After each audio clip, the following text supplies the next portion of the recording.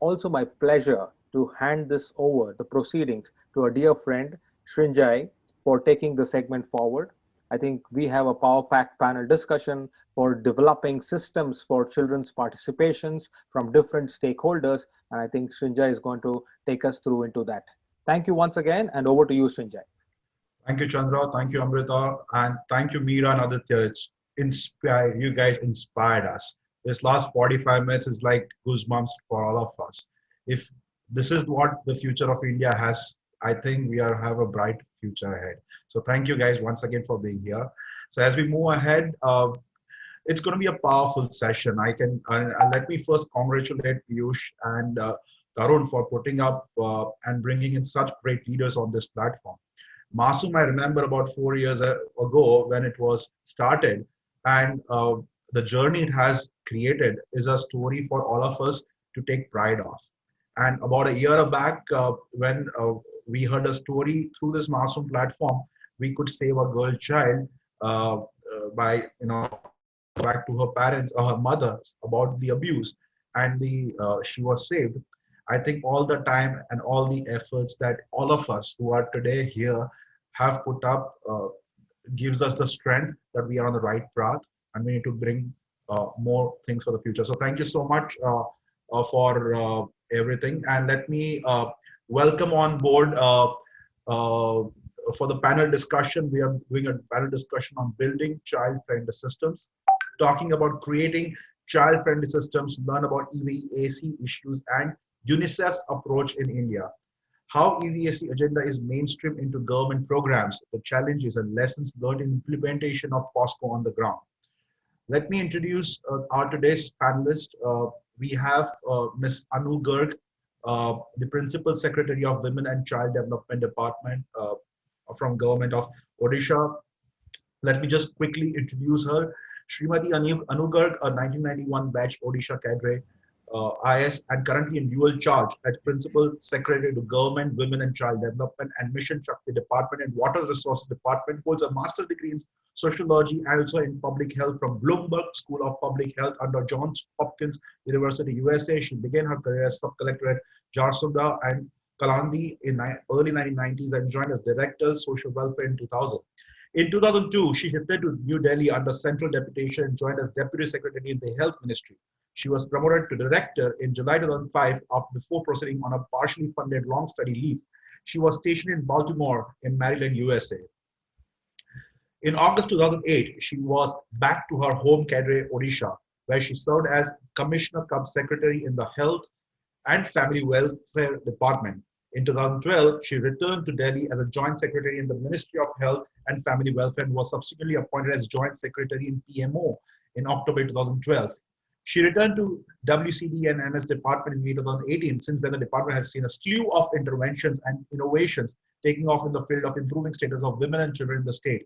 Her leadership, understanding of key issues, commitment towards the vulnerable sections of society and human touch has been the strength behind her success. Ms. Garg, it's an honor to have you here, ma'am. Really, I mean, I'm sure this content has been crushed to introduce you, but it's an inspiring story, man. Pleasure to have you with us. Thank you. Pleasure to be here. Thank you. With that, let me also introduce to you Ms. Soledad Herrero, a Chief of Child Protection at UNICEF India. Soledad is the Chief of Child Protection in India. She worked for UNICEF and other UN agencies for the last 15 years, holding different positions in child protection, management, and emergency response in Latin America, Africa headquarters, and now in India. During her career, she has worked on a wide range of child protection issues, including violence against children, legal reforms, juvenile justice, alternative care, migration, trafficking, and children and armed conflict, among others. In the areas of emergency, she has coordinated the humanitarian response in the border areas between Sudan and South Sudan, refugee crisis in East Africa, Great Lakes, and the drought response in Horn of Africa. Soledad holds an LLM in Human Rights from University of London, a Master's on International Public Policy from the Johns Hopkins University, and Juris Doctorate in Business Administration from ICAD, Spain. Welcome aboard, ma'am. Let me tell you one thing. Since all of us on this platform today, since childhood, we've always heard, read seen the work of UNICEF.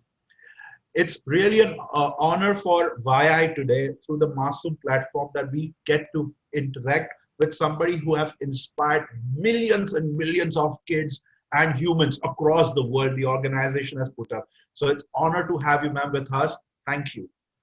Thank you very much. And the pleasure is really ours, and especially for those platforms that talk and engage with, young people, which are really at the heart of our work.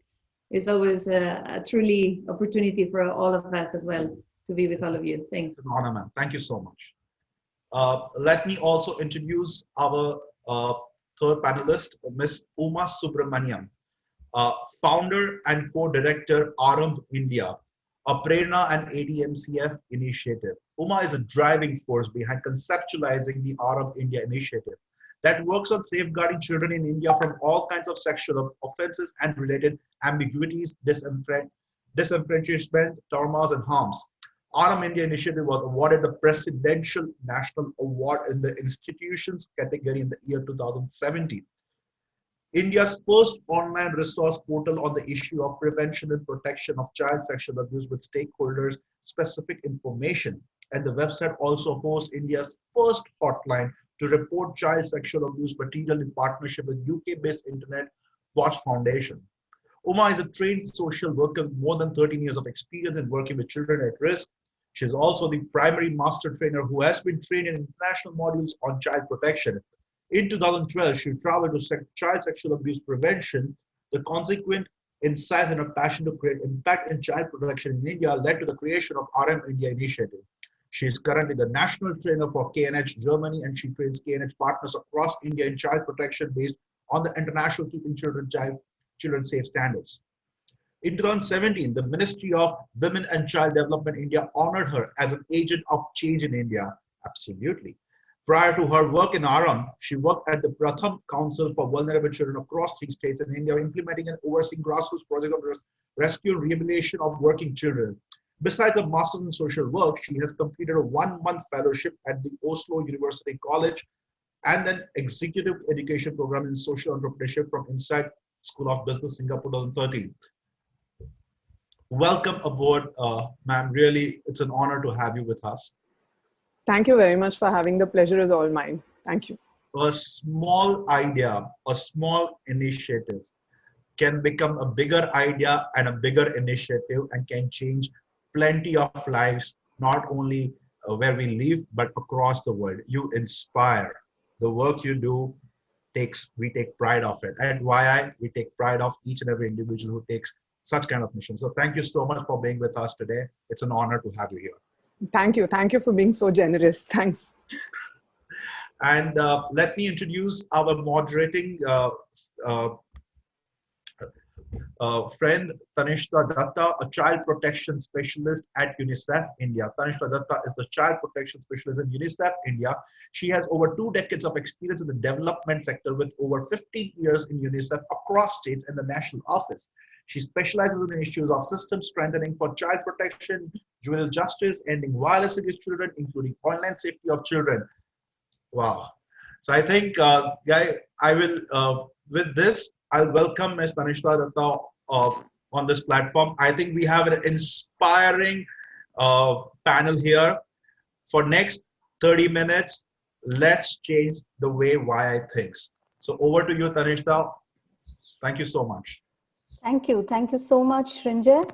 And I think the inspiration is also coming from the previous 2 panelists. I must take a moment to commend Aditya and Meera.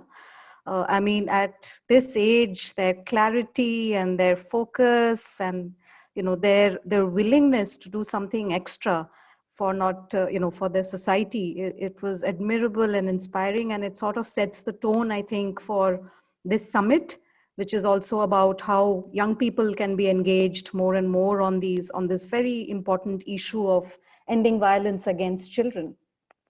In India, of course, we've come a long way. I think the fact that so many organizations and associations like yourselves, young people, are talking about violence against children is itself a big progression from maybe, a few years back when the issue was largely invisible There was a lot of stigma around it, and there was not enough such collective thought and action about solutions around these issues. So I think we've come a long way, but of course, we have to still do a lot more. The statistics, which the panelists will shed more light on in the coming few minutes, are still sobering. They are sobering, they are thought provoking. And I think the only way for us to not despair is to think together on what we can collectively achieve and how we can create a safer world for our children. So without further delay, and you've already extensively introduced the panelists, maybe I'll just dive straight into posing some questions for them, and we'll take it from there then. So Soleil, I will ask you the first question. If you can shed some light on what is the situation in India around violence against children, how does it impact children? You know, what are some of the key things that you would like to highlight here for the audience? Yeah, thanks, Tanista, and thank you, colleagues, again. It was great to get this injection of inspiration, and as Tanista was saying, you know, always when we come after young leaders, there's little for us to say, but we'll try our best. And now on the question at hand on what is the situation in India and what are some of the impacts, the first thing that is extremely important to highlight that this is not a phenomenon that is exclusive of India, right? When we talk about violence against children, we are talking about a shadow global pandemic that has a very distinctive feature, which is that it's a phenomenon that is highly prevalent and yet is as prevalent as invisible. And this is one of the biggest challenges that we have at hand when it comes to eradicating violence against children. It is important to say that no society, no matter how progressive and advanced from socioeconomic terms it is free from violence against children. And actually, it is also important to realize that development in itself does not take care of this phenomenon. And this is something that evidence has shown that not just by improving the economic situation, some of the socioeconomic indicators, this issue is gonna be resolved. And I'm hoping that we will, as we progress in the panel, we will think and reflect a little bit why is that. But trying to answer Tanista too, or trying to throw some light into what is the situation specifically in India. First of all, there is, or another reflection that I want to offer before you know, sharing a couple of data points with all of you, is that a lot of times one of the reasons why it is said that violence against children is not adequately addressed or visible is because of lack of evidence. And I actually would like to challenge that is oftentimes mentioned, because certainly in a context like India, there might not be sort of a full picture of the situation, but there is definitely good resources and good data points that tell us the severity of this phenomenon. And let me just share a couple of points. I think YI has a strong focus on sexual abuse, so I'll start reflecting on that. In India, on average, there is around 88 cases of rape daily. And this panel is going to be around 1 hour. By the time this hour passes, at least 5 cases of sexual abuse are going to be reported in India. And we're just talking about reporting, that we know is just the tip of the iceberg.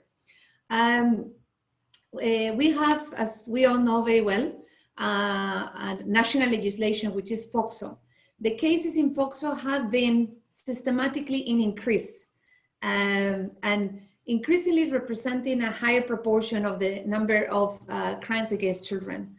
This is not necessarily a bad thing, but it just shows that the magnitude of the problem is very, very big. Now, it is not only about gender-based or sexual violence that sort of children are affected by. We know that violence takes place in very different settings.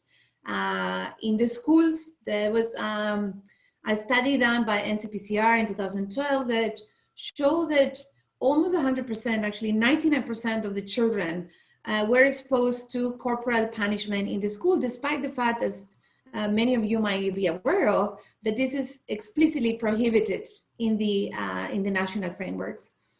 Bullying, we know that this is an issue that keeps sort of being in the news and in increase globally, but also in India. UNICEF conducted a U report in 2019 that showed that 1 out of every 3 children are affected by bullying in India. And then last but not least, we cannot not mention sort of what is the root of, or what is the situation of the children in those spaces where they should be protected the most, which is within their families and with the parents. Again, UNICEF conducted a study on parenting, and it was pretty clear the high prevalence and acceptance of corporal punishment and different ways of violent disciplining being accepted among parents in India, with at least 33 different ways of corporal punishment being recognized in that study. Going back to the issues of sexual abuse, when you analyze the cases in POCSO, the findings show that a large majority, almost all the cases of POCSO, happen within the context of family or people that are known by the children. So again, strong reflection of what are the protective role that families have in preventing and addressing violence against children or otherwise perpetrating it. Moving on, Tanista, to the second part of the question. What are the implications of violence against children?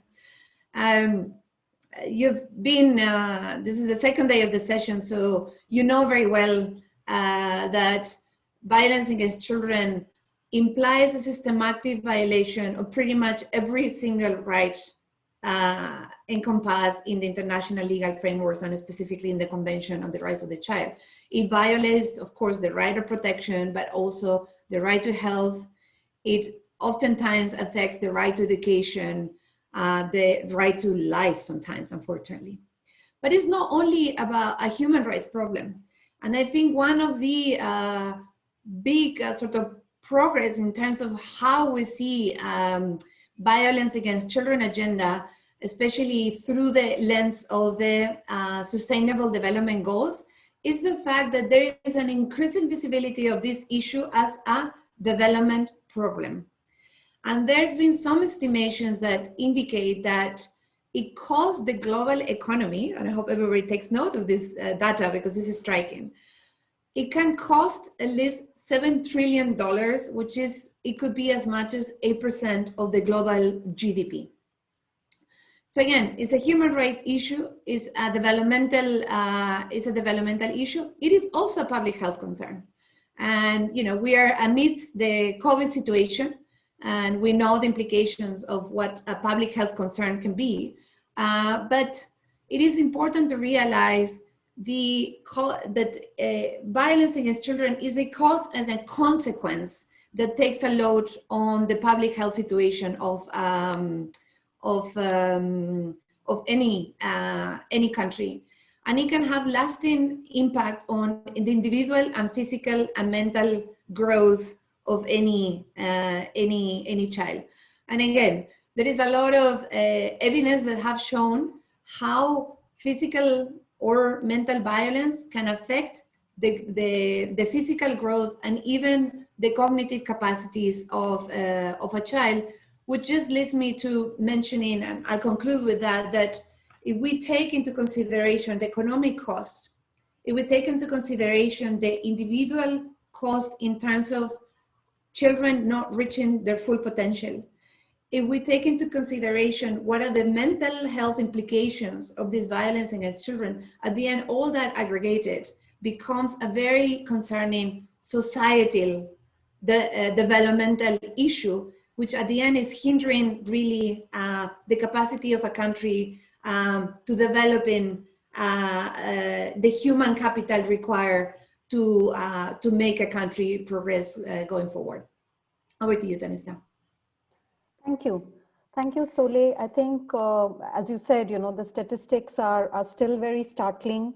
And, as you concluded about COVID being a pandemic, we can only imagine how these situations or the situations of violence against children are all also getting exacerbated because of the pandemic, because of lack of access to, reporting as well as services for children. And you also mentioned very importantly about the mental health impact of children, which is also something that has been discussed a lot during this COVID pandemic as being, a situation that is emerging of a great concern. Let us move on maybe now to also start looking at what can be done. What are some of the actions that are already happening and what can we learn from them? Ms. Garg, I'd like to move to you. We know that violence is, it's to deal with violence against children, to be able to prevent and respond to it adequately, cannot just be the function of one department. I think Sole pointed out how, the various aspects of violence as well.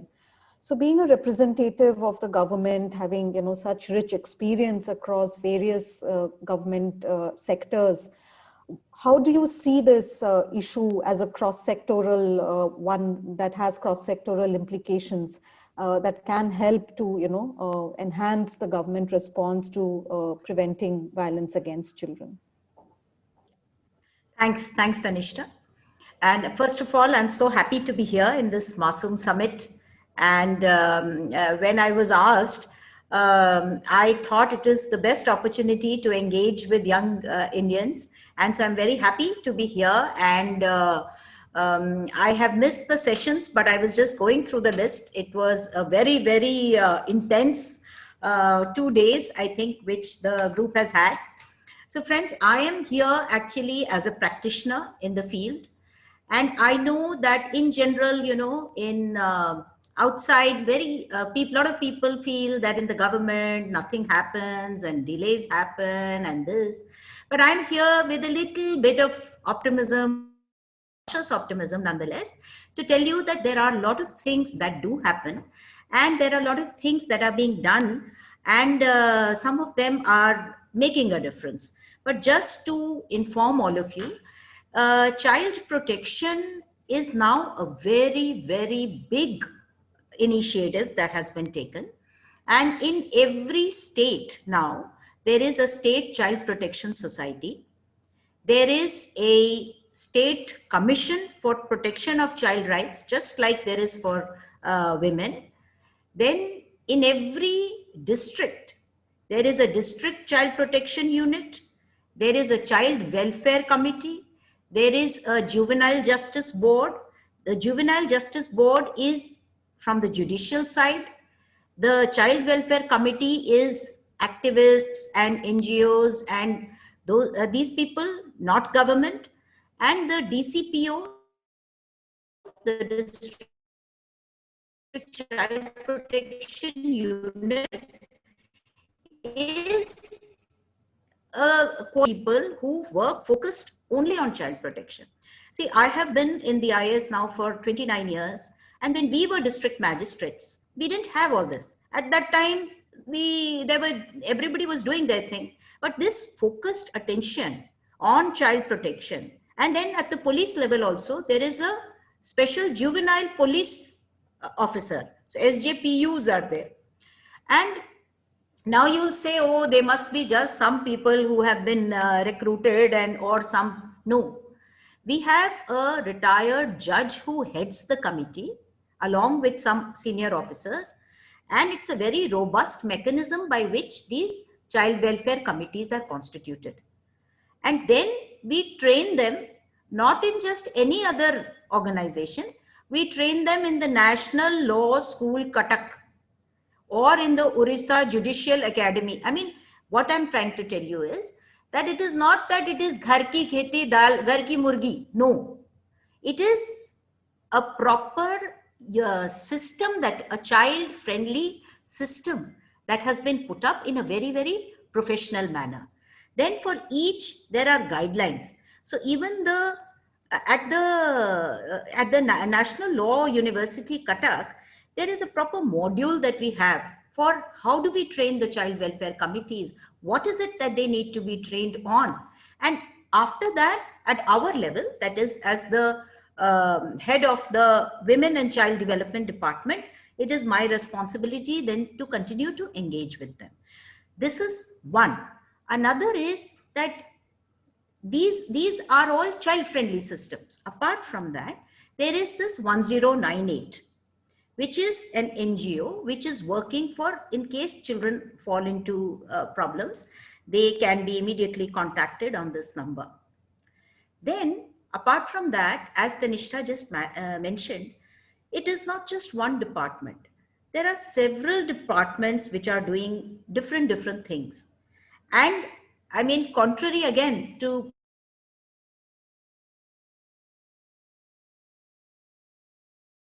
silos, well, sometimes we do.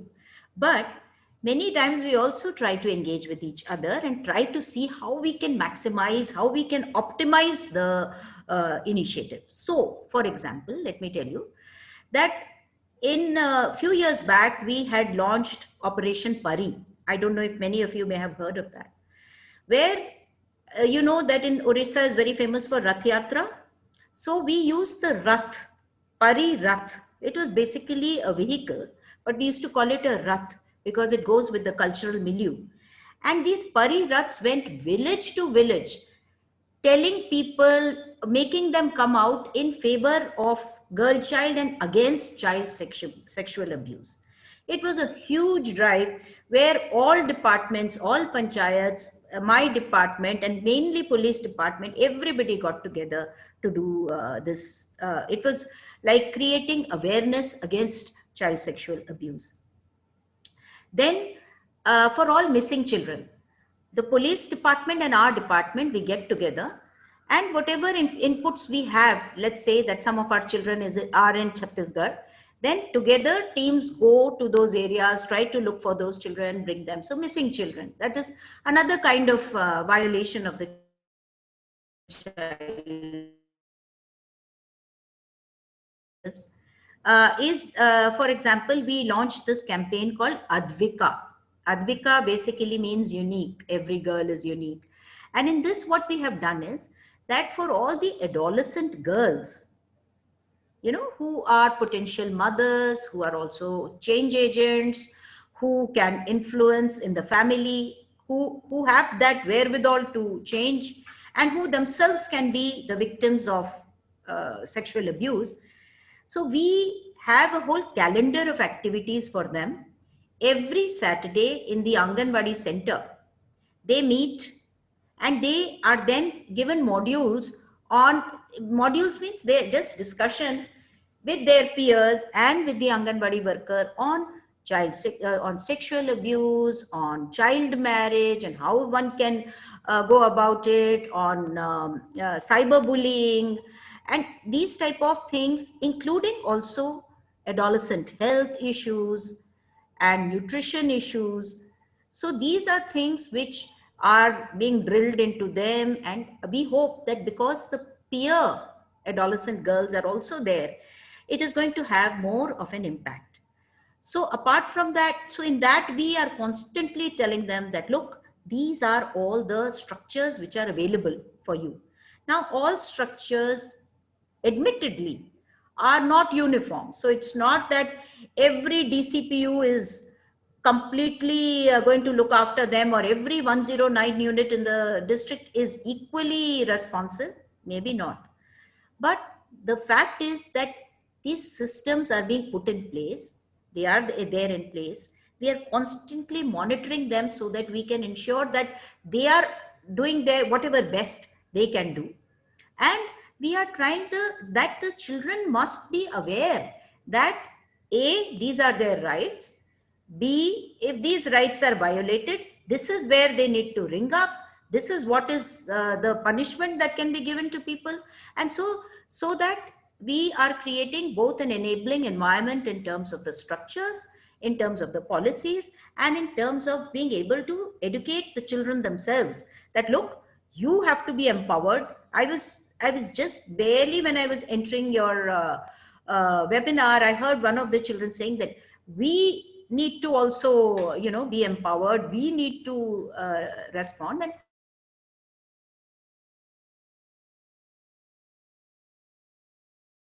taken up by the children themselves, by the young Indians, because it's about time we all start talking about these things. Apart from that, just as another example, child marriage. Now that is another violation of a child's rights. Now, technically, you would feel that this is more prominent, I mean, in Rajasthan or in some northern Indian states. But what we did was, and in some of our states also, in our state, some of the districts, we found that it is very lopsided. Some districts it's not there, but in some districts it is there. So even though our percentage may not be as high as Rajasthan, in some districts it may be. So we went for a huge drive against child marriage also. And now, believe me, in my WhatsApp group, every second, third day, I'm getting some news or the other that we were able to prevent this child marriage, or we were able to, a massive human chain was established against child marriage, or some girls who were able to stop their own child marriage have now become our champions, have become our ambassadors, and they are speaking on all those issues. Apart from that, there is this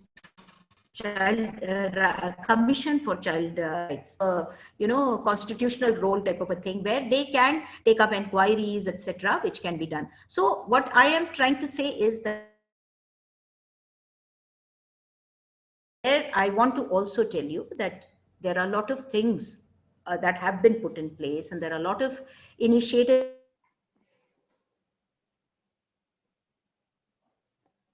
Ma'am, we seem to be losing you on and off.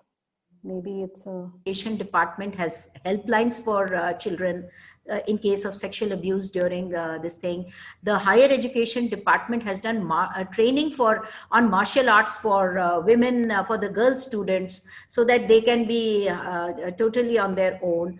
The police department have set up Shishu and Mahila desks, and we are trying to also make child-friendly police stations. We are trying to do child-friendly courts. During this COVID time, we tried to do Skype, hear the cases for children on Skype. So numerous things in government sector, numerous things in the NGO sector. So like Uma, there are several here who are working, and we are working in a very close collaboration with them, for example, against child labor.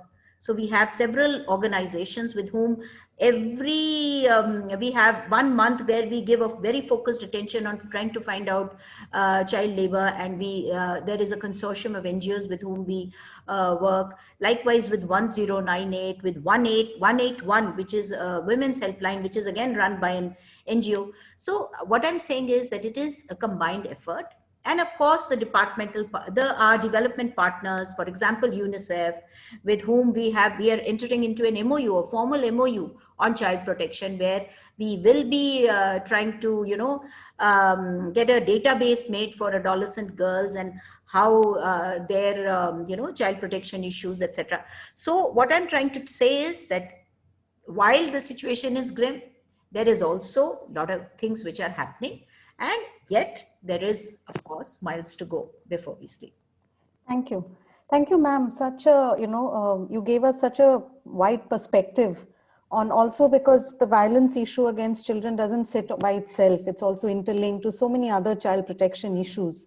And you highlighted so well about, the supply demand side work and how it needs to go hand in hand, as well as how through your examples of how actually so much work is also being done by various departments. I'll move on now to Uma. Uma, through Aarambh Prerna, you all do a lot of work with victims and survivors of child sexual abuse directly, right? You experience these systems that Ms. Garg was talking about. how does it translate down at that level? What does it mean for a victim or a survivor to access these systems? What are some of the things that work for you? What could be better also in your experience? Thank you, Tanishta. I think, before I answer your question, one of the most important things I would like to say to people who are listening, especially the young people here, is, one has to look at safety. So how safe are our children and women should be actually the topmost parameter of judging the quality of a district or a community or a city or a country.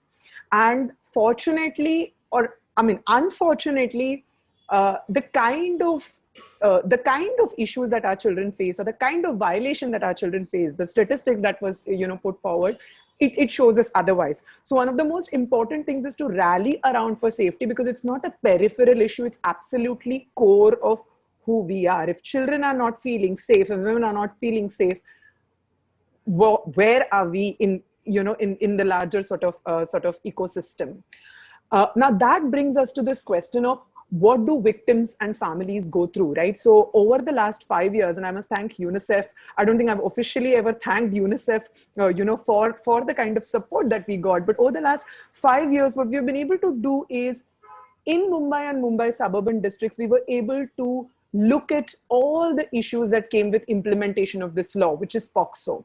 Now, mind you, for people who don't know, we have a very, very robust legislation. And in the legislation, we have about 6 stakeholders. By stakeholders, I mean government agencies, who are supposed to work with each other to make sure that this child who is a victim does not have to go through the trauma, which is a secondary trauma, after the sexual abuse has happened. Now, does that translate into reality on ground? That is what we were trying to explore when we started this journey in 2015. And one of the first things that we did was, we said, let's look at where are victims when sexual offenses happen. So what we did is, we did a digitized database. We created a digital database. Currently, there are about 780 victims in Mumbai and Mumbai suburban. And we said, what happens to this victim? So there is a case, the sexual abuse has happened, it goes to the police station. Then what about the victim and the family?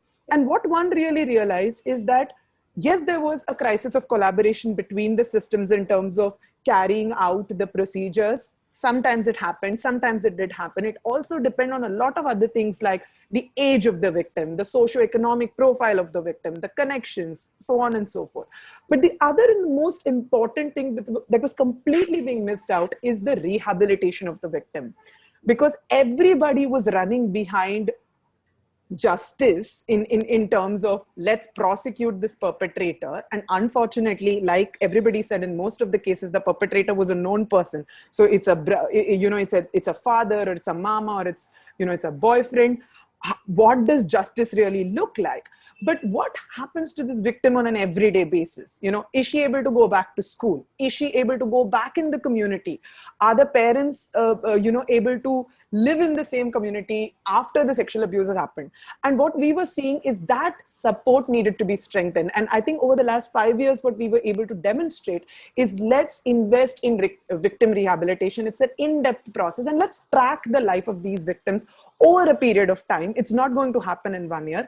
But the idea is, we had to make sure that we were there for these victims, whatever they needed. And in the pandemic, actually in the aftermath of the pandemic, what we are seeing is the need from the ground was relentless, because not only did they have the trauma of the sexual abuse, but now they were struck with, financial issues. They had to shift, from their residence. Online schooling, a lot of victims and families did not have access to technology, access to mobile phones. So rehabilitation really entails everything, including psychosocial support, giving counseling not only to victims, but also to parents, to the caregivers who were absolutely in sometimes shock, sometimes denial. So I think one part of the work that we tried to do was really look at how victims navigate through this journey. And trust you, it's a long and a hard one. It's not an easy impact to show. I think the other part of the work that is extremely important is working with these 6-7 stakeholders that the law mandates, and I think that has been a fantastic model, which Mumbai suburban, even districts like Thane, Raigad, and last year we scaled it up to other 6 districts in Maharashtra, where the idea was, let's bring these stakeholders together. Let's put the child welfare committees, the district child protection units, the health systems, the police systems together let them have a conversation, but also let them understand their roles and responsibilities in a manner that they're able to smoothen the process for the victims and families. Again, when I'm saying this, it's easier said than done for multiple reasons. But I would kind of resonate what Anuma was trying to say, that it is possible. It does take a lot of pushing and system strengthening, and it's temperamental depending on who is on that chair, etc. But I think, like any other issue, if you're committed to ensuring that this victim is taken through that journey, and mind you, when we say justice, it's not only about let's put the perpetrator in prison. It's about, is this child feeling okay? Is this child happy? Has she or he gone back to living a normal life, without having to think about this on an everyday basis? If that has happened, or if that can happen at a scale that it's supposed to happen, I think we would be addressing the issue in a much more comprehensive way. Right now, we're only focused in sort of bits and pieces, largely urban-centric models of, how we protect and prevent victims. Yeah. Thanks, Uma. Really, this really sort of brings it down to the reality as well. The focus that needs to be on victim-centric systems, the fact that victims are also, part of a larger ecosystem of their families or caregivers, and so support really has to consider that piece as well. And of course, the very important point of the coordination between the various stakeholders, in ensuring that services can be child friendly. We have about just 10 minutes now before we have to wrap up.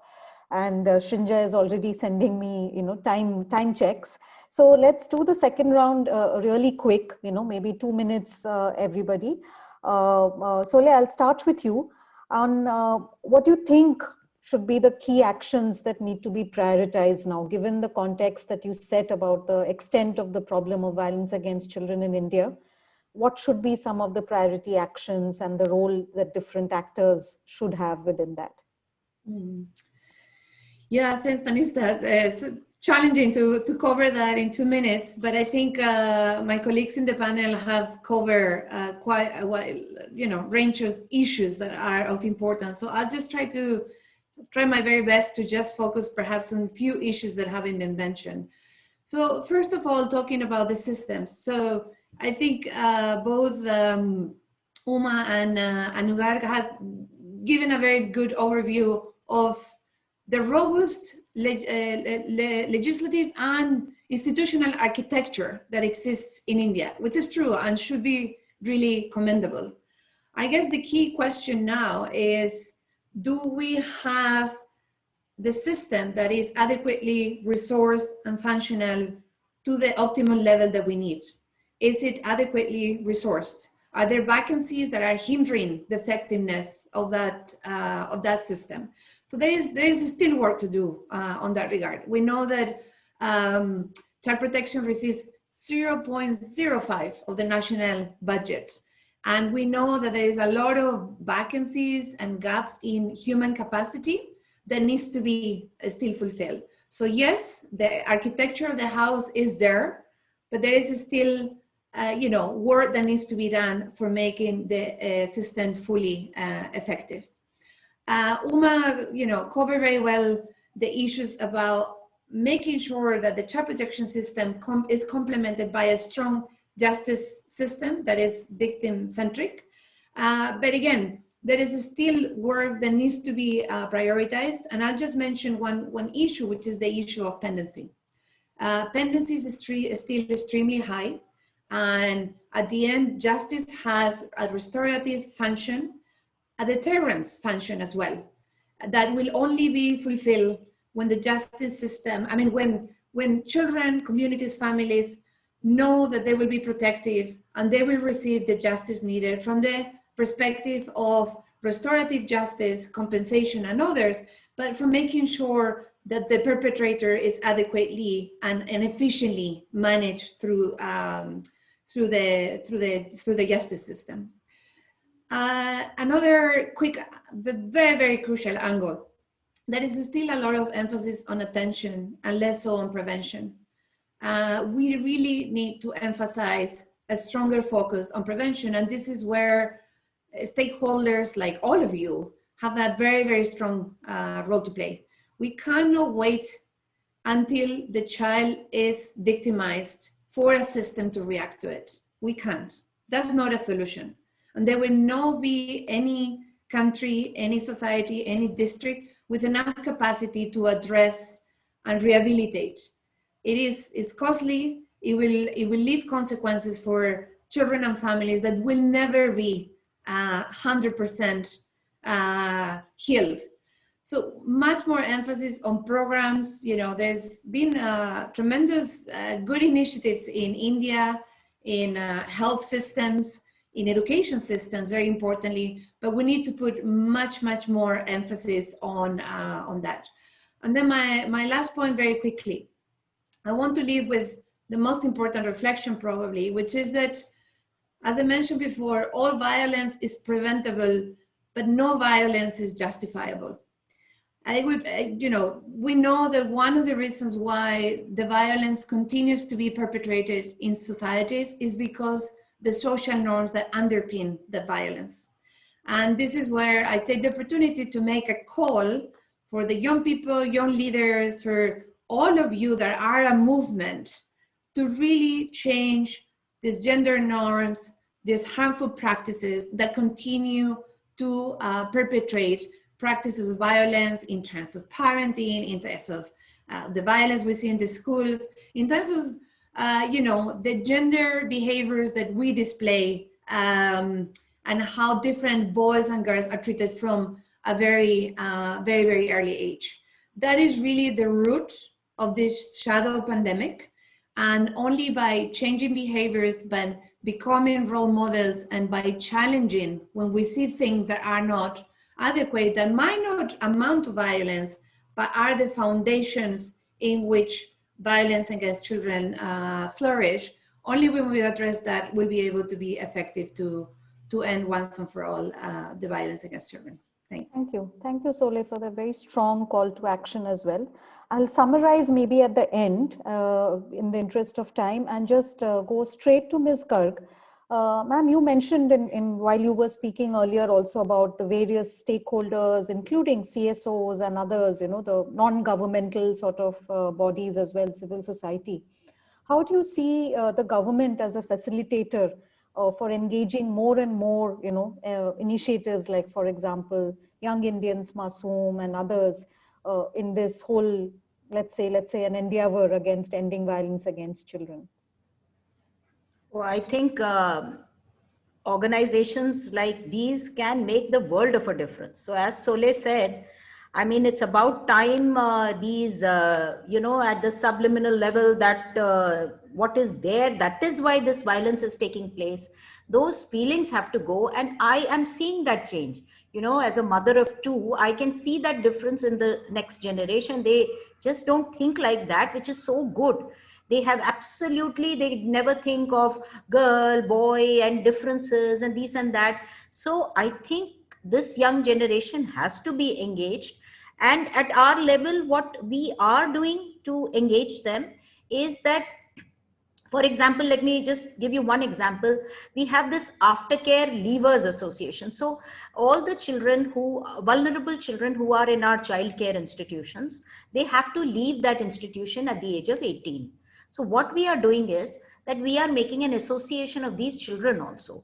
And we are saying that you please give us inputs about what are the problems that you're continuing to face, or whatever policy we have made for aftercare in the state, they please give us inputs on that. So we are trying to also engage with the stakeholders at that level, and also the panchayats. Now, somewhere you mentioned that, it's only urban and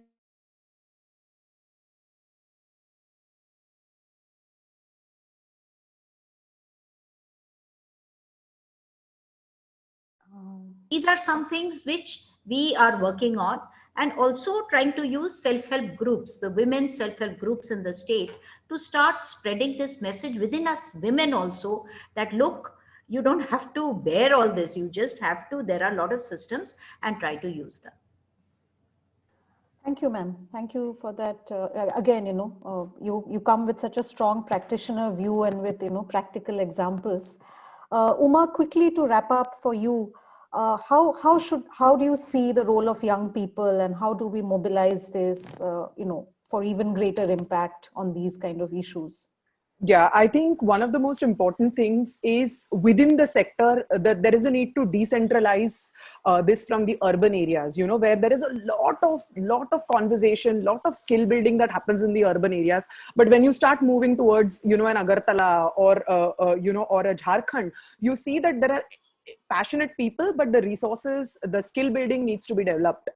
One of the things that we did, for example, in Aarambh is we have a network of 63 organizations across like under-resourced states. And that's the key here. So you really tap into areas where there are young people, there is an established state network, there is childline, but how do you really bring these models and take it to those places? So we're doing that work in Odisha, in Jharkhand, in Tripura over the last 3 years.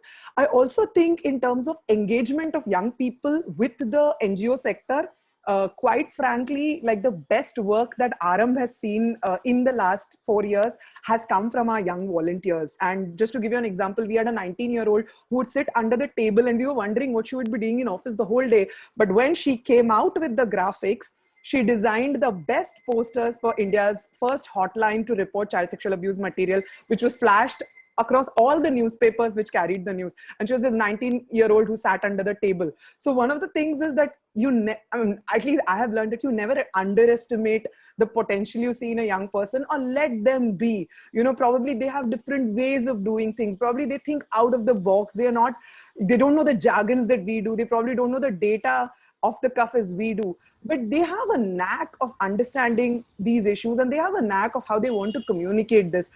Also, because I think from a communications point of view, it's a very dark issue. The imagery is very dark. So how can young people with that skill really sort of enhance, the issue itself, not to sort of dilute the seriousness, but really powerfully communicate what is important, and in local languages, because English is not going to work. So you will have an Odia and you will have a Hindi sort of across, across the country. So I really think the last point I would like to end with is, young people who are interested in engaging with this issue should really equip themselves with quality training.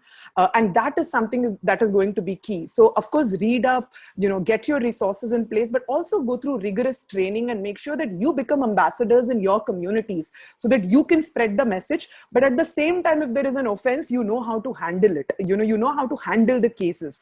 So if really like we can engage with young people, I think we can do a lot more. Thank you. Thank you to all the panelists. I think we've had some extremely rich discussions. Just to very quickly, though it's not possible to summarize all this, but I think the main things that we are leaving with is how, yes, the issue is grim and there is a dire need for maybe acceleration of efforts. But yes, on the supply side, structures, laws, services are in place, but these need to be equipped better, resourced better, and we have to support these services and structures to function better. But also on the demand side, there's a lot of work that people like you and me and all of us here can do by talking about harmful gender norms, by talking about the roles that communities can themselves play in changing these perceptions around violence and making a positive change. And I really liked what Soleil also said about how violence is preventable and not a single one of them is also justifiable. And I think let's leave with that resolve and that message that we really need to make sure that we can get this number to 0. It will take time and it will take the effort of everyone. But I think with the way in which the momentum is building up, it is possible. And thank you so much for Young Indian CI and Masoom to have us here. And over to you, Srinjay. Thank you so much. Pleasure is all ours. It's been inspiring last 45 minutes. Once again, thank you so much. Really appreciate all of your Tanisha. Thank you so much.